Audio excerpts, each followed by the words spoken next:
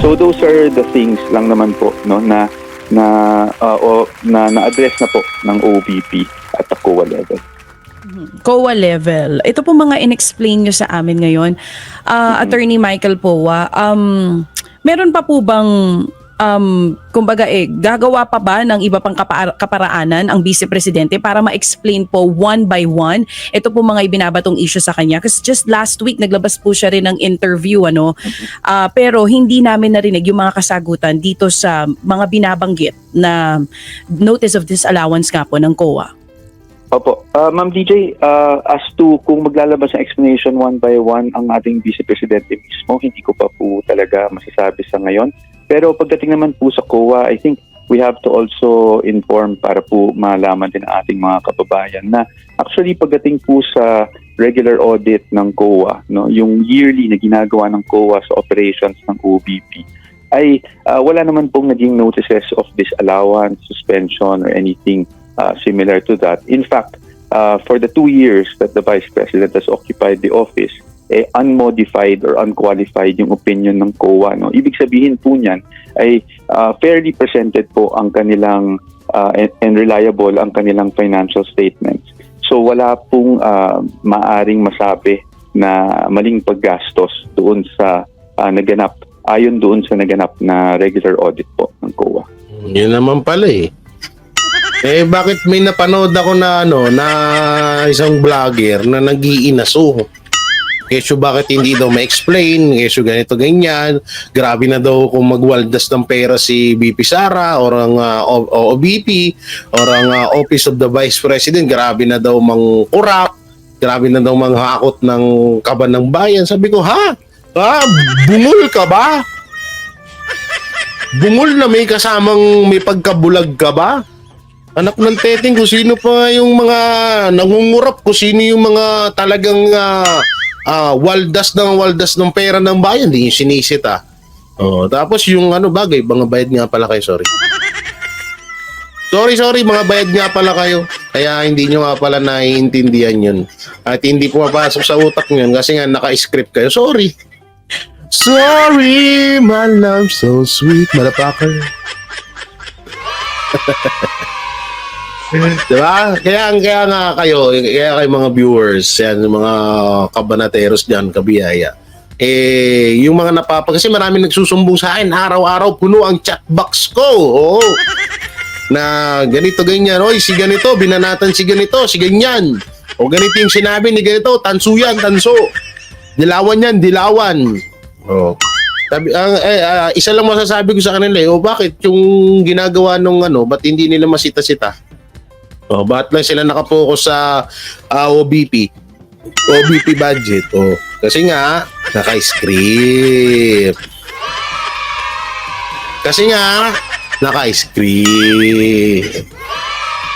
Bisaya, wag lang. Bakit? Hindi mo maano mag-Bisaya. Bisaya ako Bakit ba? Bakit ba?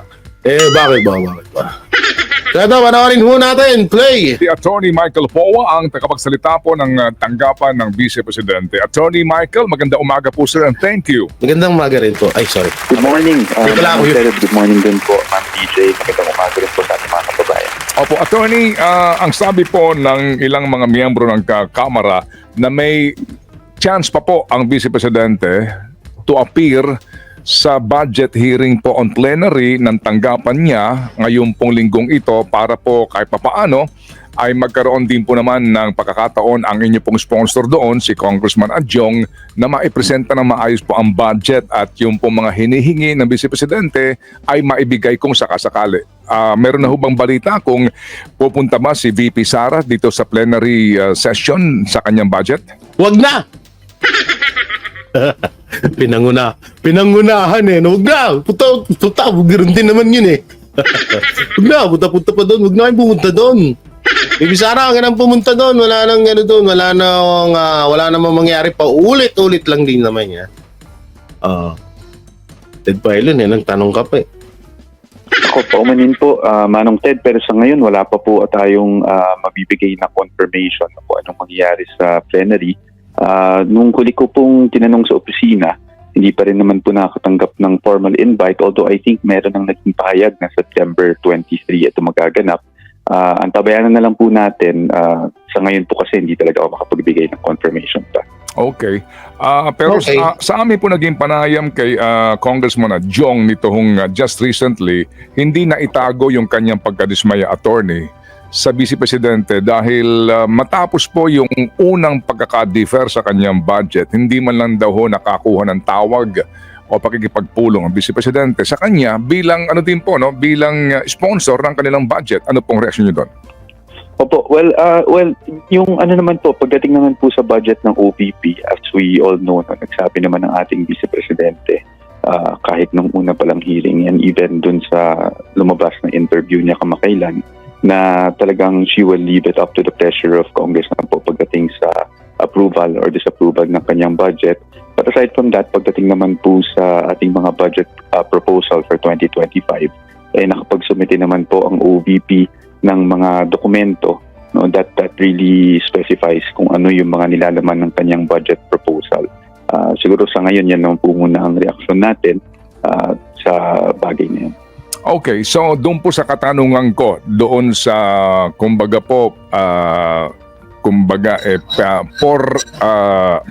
respeto doon sa sponsor ng budget nung pong opisina na kanya pong tinutulungan, wala daw po talagang ugnayan ng tanggapan ng Vice Presidente. Meron ho bang masasabi kayo? As of the moment po, ang alam ko, wala pa nga po talaga. Mhm. Although, I don't know if in the coming days magkakaroon ng pagsulat sa ating budget sponsor. Sa ngayon po, hindi ko pa po talaga masasabi, Manong Ted. Pasensya po. Opo. Sige po. Ito po si Chacha po sa ilang katanungan. Yes po, Attorney Opo. Michael, nitong nakaraang Hi, good morning. hearing, good morning po, Attorney. Thank you for being on the show. Nitong nakaraang hearing, hindi Gumaganda po ba si Chacha sinabihan ngayon. po ang ilang kawani ng Office of the Vice President para po pumunta doon sa nakaraang pagdinig para maging representative po ng Vice Presidente. Wala bang naging ganong command ang CCA VP Sara po sa inyo? Sa alam ko po, wala na pong naging ganung any instruction. Ngayon puntahan po natin ito pong notice of disallowance na nakuha ninyo mula sa COA. Binibigyan po kayo ng 6 na buwan para sagutin ito. Handa na po ba yung magiging sagot natin dito or on process po yung paggawa ninyo ng kasagutan dito?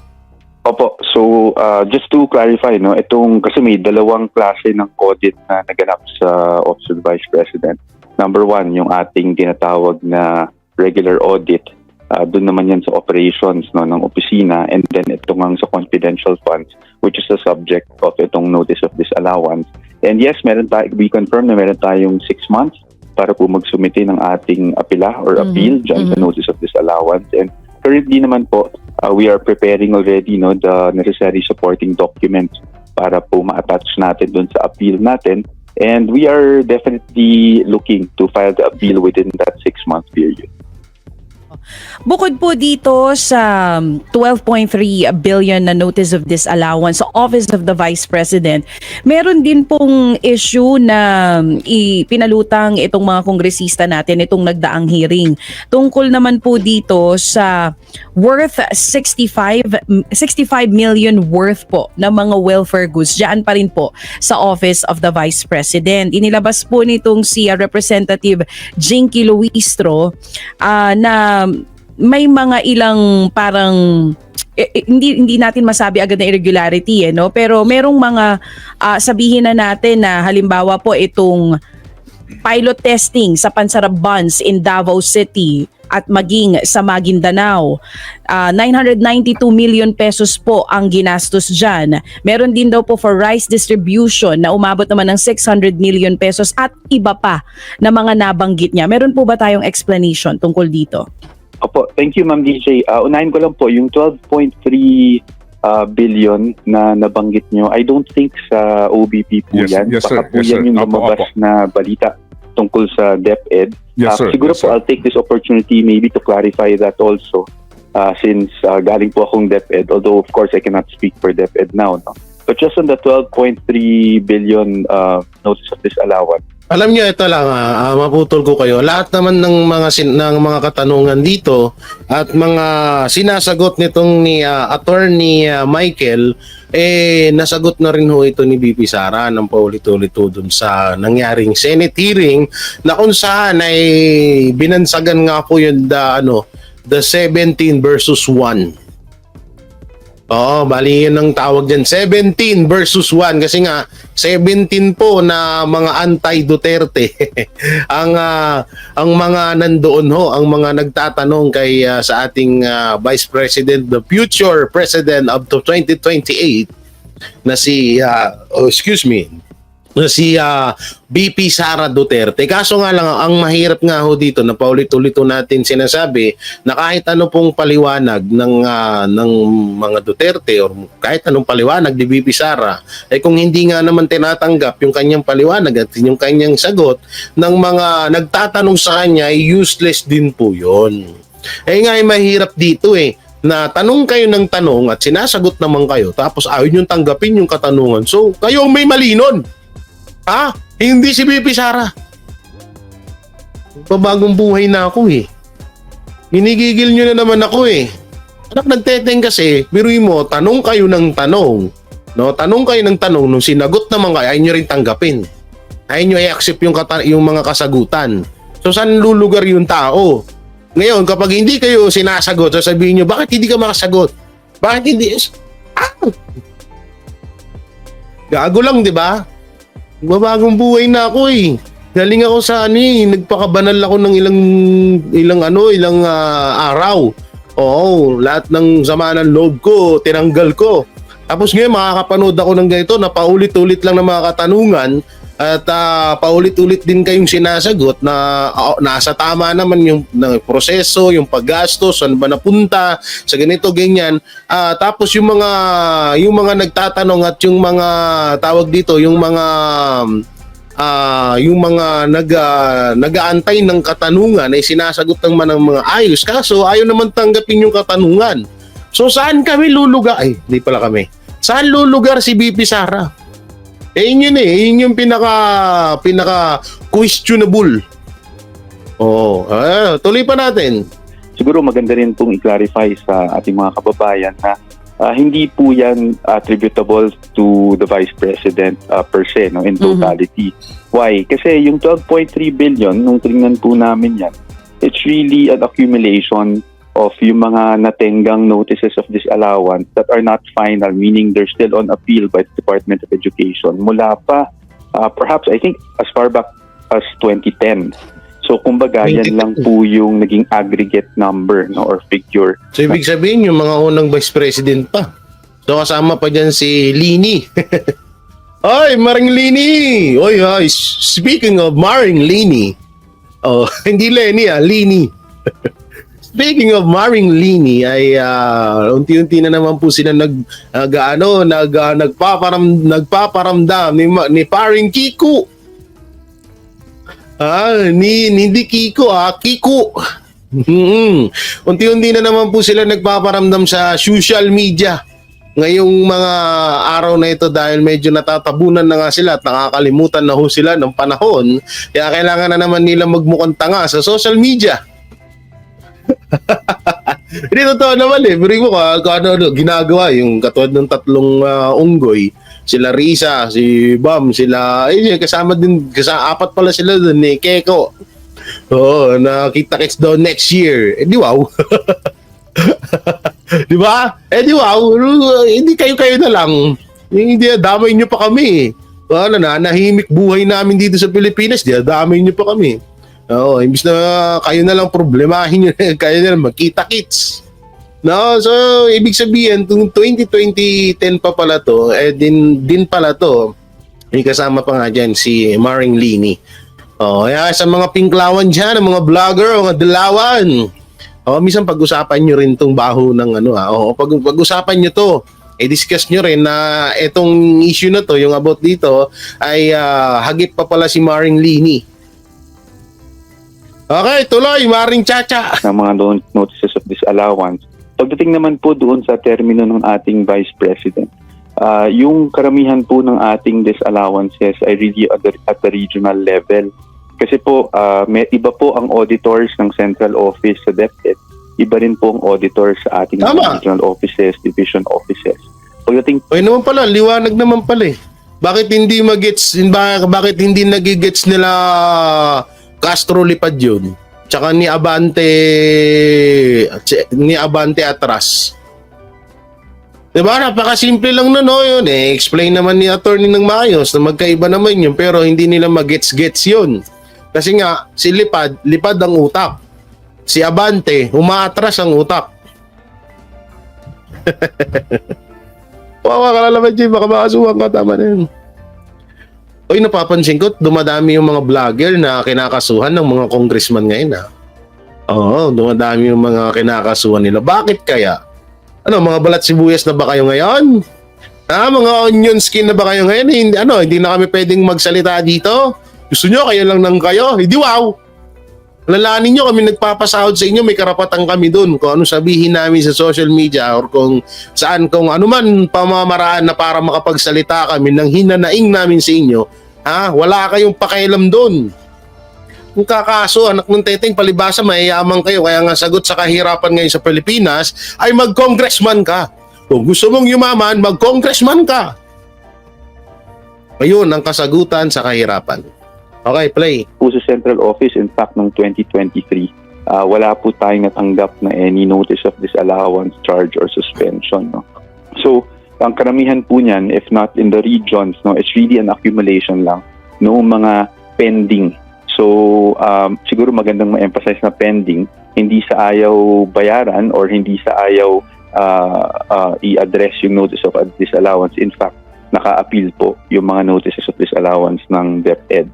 Pagdating naman po doon sa OVP, I think one of the things mentioned was yung nearing expiry na mga items, no, or food items. Para po ma-explain lang natin mabilisan, meron kasing disaster relief operations ang OVP. So dito po sa disaster relief operations, kailangan po talaga mag-stock ng ilang items, no, just in case magkaroon ng calamity. However, syempre, hindi natin talaga matansya kung kailan magkakaroon ng kalamidad. So, yung mga na-stock na yun yung napansin ng COA na maaring malapit na sa expiry. But we just wanted to clarify na wala naman po tayong inabutan ng expiration or na-distribute na expired na. Lahat po yan ay... Ay, mas lalo na kay doon sa... yung alam mong salita. Kasi sa Luzon nagkabaha, sa Davao namigay. Hindi ko talaga maiwasan. Sorry. Sorry na. Okay, tuloy. Na-distribute natin within the period prior to those items being expired. But also, we acknowledge that there must be some strategies employed, no, to make sure na hindi umabot na may expire siya. So right now, the OVP naman po has employed strategies para po talagang masigurado na kahit kailangan nating mag-stock, kung hindi man magkaroon ng kalamidad, magagamit pa rin natin sa ibang paraan yung mga food items na yan. And then I think there was mention of hindi po na-submit yung isang report, no, doon sa submission sa COA. Yun naman po yung tinatawag nating post-activity report.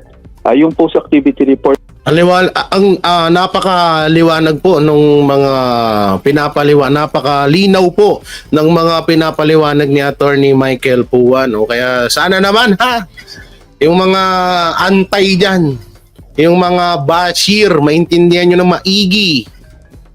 Napakaliwanag na nung pag-explain ni Attorney Michael doon sa mga katanungan nyo, mga Yudi Punggol, yung mga hinayupak.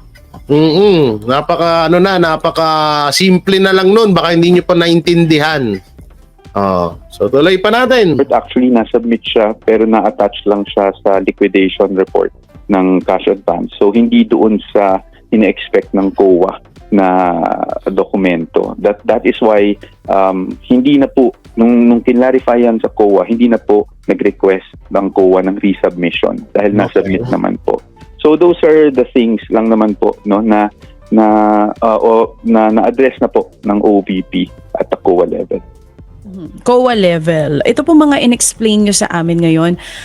Attorney Michael Powa, meron pa po bang kumbaga gagawa pa ba ng iba pang kaparaanan ang Vice Presidente para ma-explain po one by one ito po mga ibinabatong issue sa kanya? Kasi just last week naglabas po siya rin ng interview pero hindi namin narinig yung mga kasagutan dito sa mga binabanggit na notice of disallowance nga po ng COA.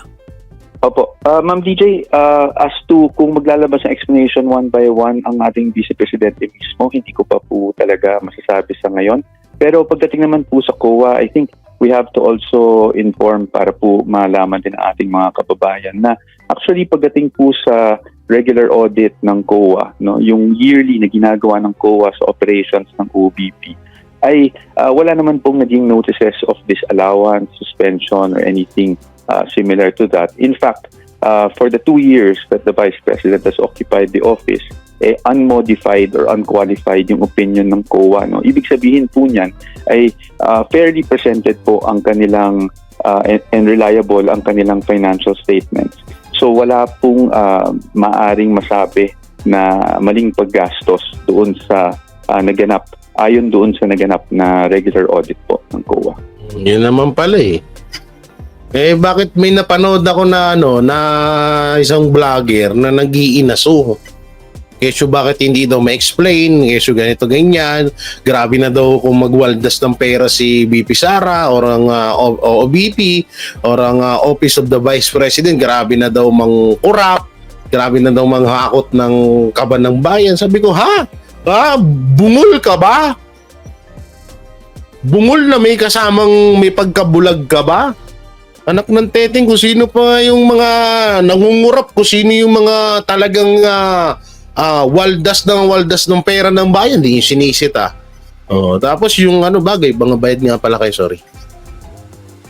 sorry, mga bayad nga pala kayo, kaya hindi nyo nga pala naiintindihan yun at hindi pumapasok sa utak nyo kasi nga naka-script kayo. Sorry, my love so sweet, motherfucker.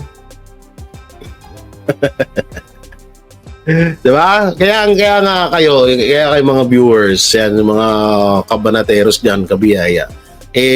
Yung mga kasi marami nagsusumbong sa akin, araw-araw puno ang chat box ko. Na ganito ganyan, si ganito binanatan, si ganito, si ganyan. O ganito yung sinabi ni ganito, tanso yan, tanso. Dilawan yan, dilawan. Sabi, isa lang masasabi ko sa kanila, bakit yung ginagawa nung ba't hindi nila masita-sita? Bakit lang sila nakapokus sa OBP budget? Kasi nga, naka-script.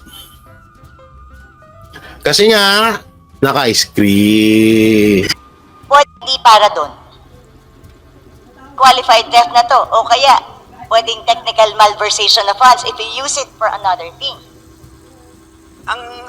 Ang tawag po dun sa libro ay Book of Accounts. So, may Book of Accounts at nandun naman po maliwanag ang balanse. So, at any point in time na kung na-question... Madam Speaker, ulitin ko, ano pong batas ang nagsasabi na pwedeng gamitin pangsamantala ang earmark revenue? Hindi po ginagamit ang revenue. Maliwanag po yun. Yung pera, Madam Speaker.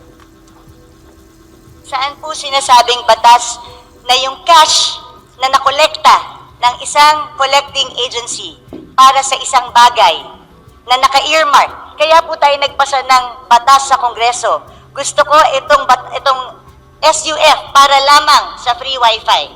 O meron na siyang 24 billion na cash na nakadeposito. Pero sabi nga, yung cash na to nawawala na kasi ginagamit siya habang hindi pa ginagamit ng free wifi. Hindi ko po talaga masettle sa utak ko kung paano pwedeng, yun lang naman tinatanong ko, ano po bang batas ang nagsasabi, yung cash na para sa free wifi, pwede munang hirmin ng national government para gastusin sa ibang bagay nang hindi nagpapaalam sa tamang or walang proper documentation. Palaban na natin ito at maliwanag naman na at any point in time na kailangan na ng DICT ng additional funds para sa free wifi, they may request. Madam Speaker. Maliwanag po yun at katulad din doon Madam sa fire Speaker. trucks. So lahat po yun ay pwede. So, yun ang sistema po ng paggamit ng accounts sa special accounts in the general fund. Ganun po ang sistema. Pero kung meron pong legal question ng ating kagalang-galang na PH Herrera, nandito naman po ang DOJ, Judiciary, pwede po siyang magtanong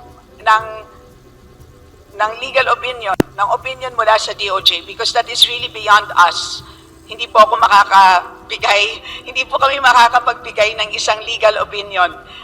Yun ay pwedeng hingin sa DOJ, Madam Speaker. Madam Speaker, Your we, Honor. we are the power of the purse here. Tayo po ang nagpasa ng batas. Yung pera na in-earmark natin, mahirap po na ginagamit, tapos pag kailangan na, sasabihin mo, pag kailangan na, nandyan. Paano kung wala? Hindi ba ganun yung mga estafa cases? Hindi ba ganun yung mga pyramiding scams?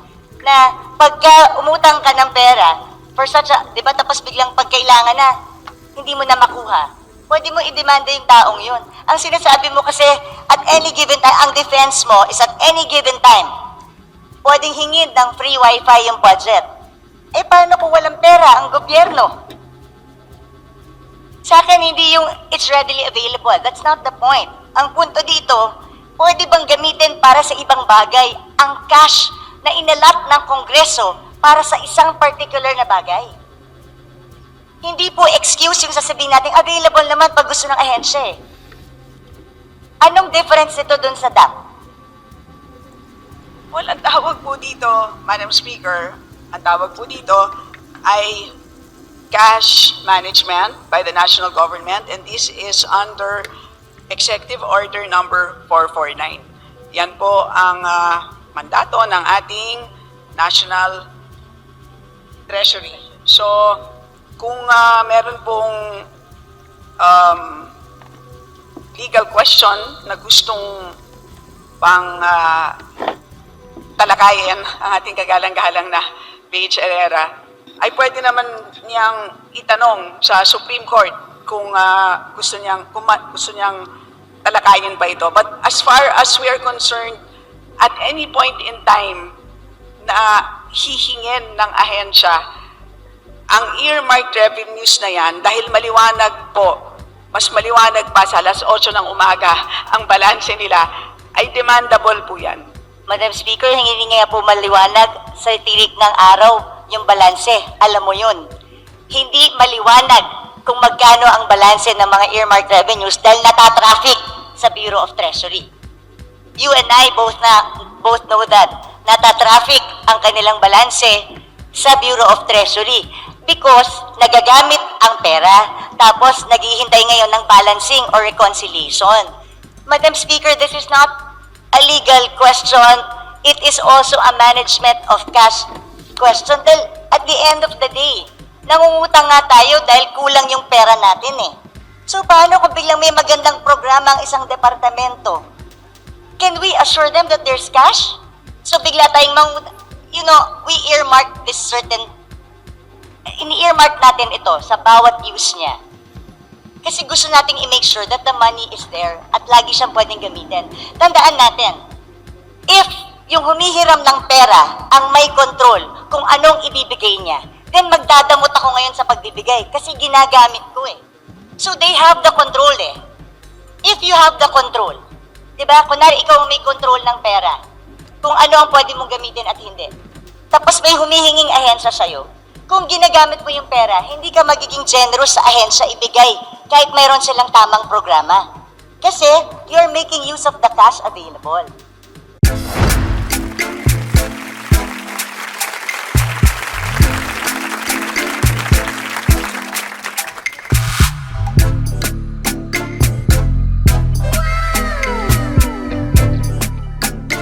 The next performance will start momentarily.